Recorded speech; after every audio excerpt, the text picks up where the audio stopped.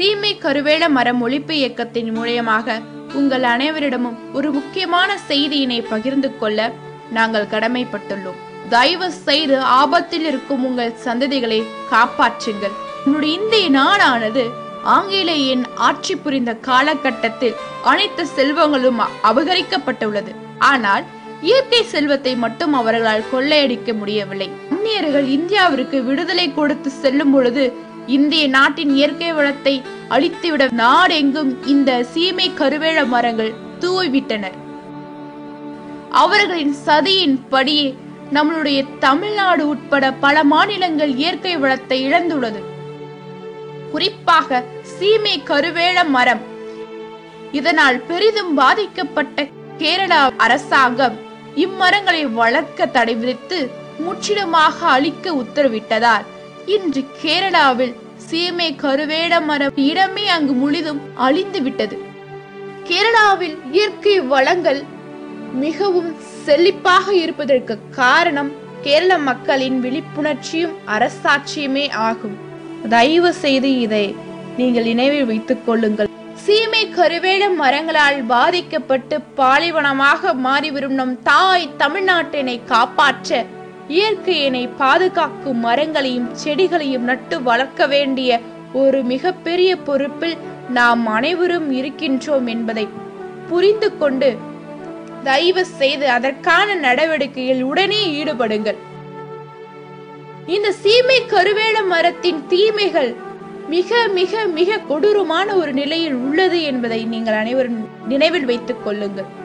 இன்றைய காலகட்டத்தில் பருவமழை பெய்யாமல் போவதற்கு சுற்றுச்சூழலை காரணம் வானிலை மாற்றம் என்று நீங்கள் நினைத்தால் அந்த இடத்தில் தான் நாம் தவறு செய்து விட்டோம். அவையல்ல, இந்த சீமை கருவேல மரத்தினால்தான். ஆம், பருவமழை பெய்ய விடாமல் தடுப்பதற்கு சீமை கருவேல மரம் ஒரு முற்றுப்புள்ளியாக நிற்கிறது. நிலத்தடி நீரினை அதிகமாக குடித்து பூமிக்கடியில் உள்ள நீரின் அளவை குறைத்து கொண்டே வருகின்றது. நிலத்தில் இருக்கும் நல்ல நீரை உப்பு தண்ணீராக மாற்றி விடுகிறது. காற்றில் உள்ள ஈரப்பதத்தையும் தனக்கு உணவாக உறிஞ்சி விடுவதால் அந்த பகுதியையே வெப்பப்படுத்தி விரக்தியான மனநிலையை ஏற்படுத்துகிறது. மனிதன் சுவாசிக்க மற்ற மரங்கள் வேண்டுமானால் ஆக்சிஜனை கொடுக்கலாம். ஆனால் இந்த சீமை கருவேல மரம் கார்பன் டை ஆக்சைடின் நச்சு மிகுந்த வாயினை வெளியிட்டு நம்முடைய சுவாசத்தை கெடுப்பதற்கு கொடூரமான ஒரு செடியாக அல்லவா வளர்ந்து வருகிறது. இந்த மரங்களால் வெளிப்படும் வெப்பம் கர்ப்பமாகியுள்ள பெண்களின் கர்ப்பப்பையை பாதித்து கர்ப்பத்தை கலைந்து போக செய்கிறது. ஆண்களுக்கு ஆண்மை இன்மையை ஏற்படுத்துகிறது. இந்த மரங்களின் நெற்றிகள், அதாவது காய்ந்த பழம், புண்ணும் மாடுகளுக்கு மறைமுகமான பல்வேறு நோய்களை ஏற்படுத்தி இறக்க செய்து விடுகிறது. தோள்களில் வறட்சித்தன்மையை ஏற்படுத்தி சரும பிரச்சனைகளை உண்டாக்கும். நைட்ரஜன் என்ற அமிலத்தை வேர்ப்பகுதியில் மண்ணோடு மண்ணாக சுரைக்கிறது.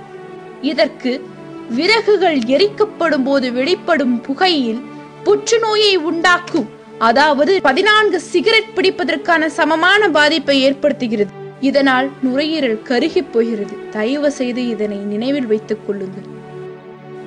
சீமை மரங்களை வெட்டுவோம், மழையினை பெறுவோம். சீமை கருவேல மர ஒழிப்பு இயக்கத்திற்கு உங்களுடைய ஆதரவினை கொடுங்கள். நம்முடைய தாய் தமிழகத்தை உலகத்திற்கே ஒரு முன்னோடியான ஒரு மாநிலமாக மாற்றி காட்டுவோம்.